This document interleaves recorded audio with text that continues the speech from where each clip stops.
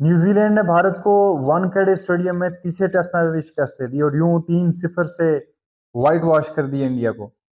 India की history में कभी ऐसा नहीं हुआ कि दो से जायद टेस्ट मैच की सीरीज इंडिया अपनी होम सॉइल पे व्हाइट वॉश हुआ हो। ये सन 2000 था, जब सचिन तेंदुलकर भारत के कप्तान थे और साउथ अफ्रीका मद्दे मुकाबल थी। यही वानखेड़े स्टेडियम था जहां से साउथ अफ्रीकन टूर का आगाज हुआ था और साउथ अफ्रीका ने वो टेस्ट मैच 4 विकेट से जीता था। और फिर जहां से इस सीरीज का आगाज हुआ था बेंगलुरु, वहां पे उस सीरीज का अंजाम हुआ था साउथ अफ्रीका के खिलाफ। कि बेंगलुरु में भी भारत दूसरा टेस्ट मैच साउथ अफ्रीका के खिलाफ हार गया था और भारत को 2-0 से अपने होम सॉइल पे शिकस्त हुई थी। लेकिन दो से जायद टेस्ट मैचेस की सीरीज में भारत को कभी व्हाइट वॉश नहीं हुआ।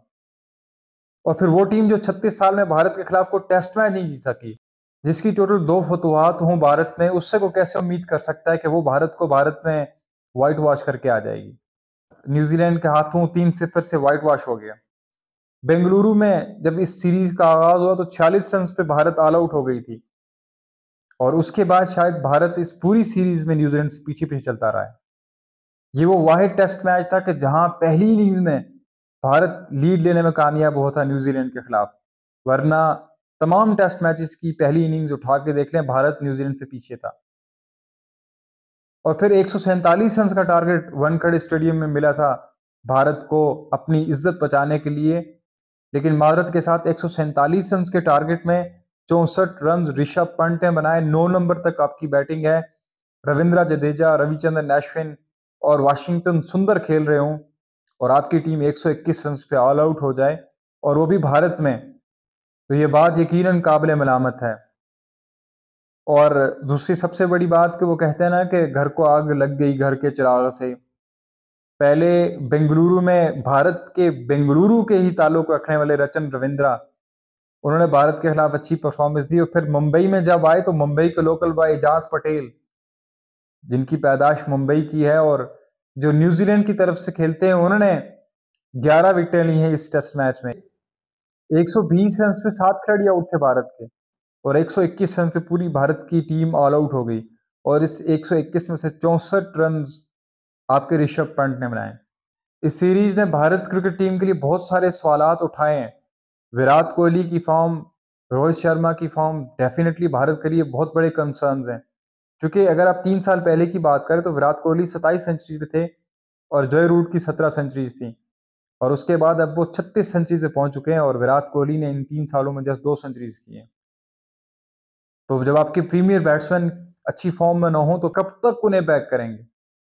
आपकी जो बेंच स्ट्रेंथ है, आपको कभी ना कभी उनको आजमाना पड़ेगा। इस हार पे भारत के लिए असर क्या पड़ा है कि भारत वर्ल्ड टेस्ट चैंपियनशिप के जो पॉइंट्स टेबल है उस पर नंबर 2 की पोजीशन पे आ गया है। जो आपको मैंने पिछली वीडियो में कहा था कि अगर भारत ये टेस्ट मैच बचाने में नाकाम रहा तो भारत अपनी पोजीशन खो देगा। और वही हुआ कि भारत ने आखिरी टेस्ट मैच भी हारा और अब वो नंबर 1 से नंबर 2 की पोजीशन पे आ गया है।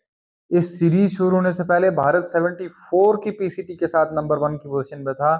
वहां पे शायद कभी किसी ने नहीं सोचा होगा कि भारत वर्ल्ड टेस्ट चैंपियनशिप की फाइनल के दौर से बाहर हो सकता है। लेकिन अब शायद वो दरवाजे पर खड़ा है और वो दरवाजा खुलने की देर है और भारत वर्ल्ड टेस्ट चैंपियनशिप की फाइनल के दौर से बाहर हो जाएगा। क्योंकि अब भारत का कठिन सफर ऑस्ट्रेलिया में है और ऑस्ट्रेलिया को क्या भारत ऑस्ट्रेलिया में 4-0 से हराने में कामयाब होगा या 4-1 से हराने में कामयाब होगा? It's impossible. इम्पॉसिबल इसलिए कह रहा हूँ कि impossible itself says that I am possible. दूसरी जब हम न्यूजीलैंड की बात करें तो न्यूजीलैंड ने 36 साल के बाद भारत में ना सिर्फ टेस्ट मैच जीता, सीरीज जीती, बल्कि व्हाइट वॉश किया। और फिर अब न्यूजीलैंड भी नंबर 4 की पोजीशन पे आ गया है। मेरी पिछली वीडियो में मैंने कहा था कि वर्ल्ड टेस्ट चैंपियनशिप के जो आने वाले जो 1.5-2 महीने हैं वो आपको किसी शॉर्ट फॉर्मेट से भी ज्यादा इंटरेस्टिंग लगेंगे। और फिर इस हफ्ते में जितने भी टेस्ट मैचेस हुए हैं सबका फैसला 3 दिन से पहले पहले हुआ है।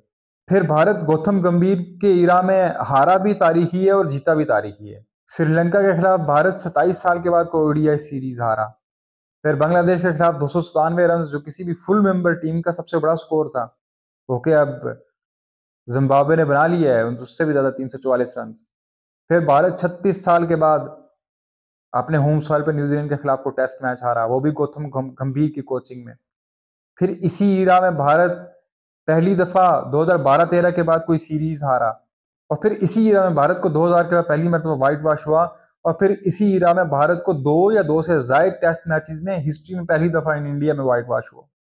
1 महीना पहले तक वो भारत जो बिल्कुल ठीक डायरेक्शन में जा रहा था, अचानक से अब हर बंदा यही कहना शुरू हो गया कि नहीं, शायद भारत गलत पटरी पे चढ़ गया है और न्यूजीलैंड ने बड़ी मेहनत से भारत को गलत पटरी पे चढ़ा दी है।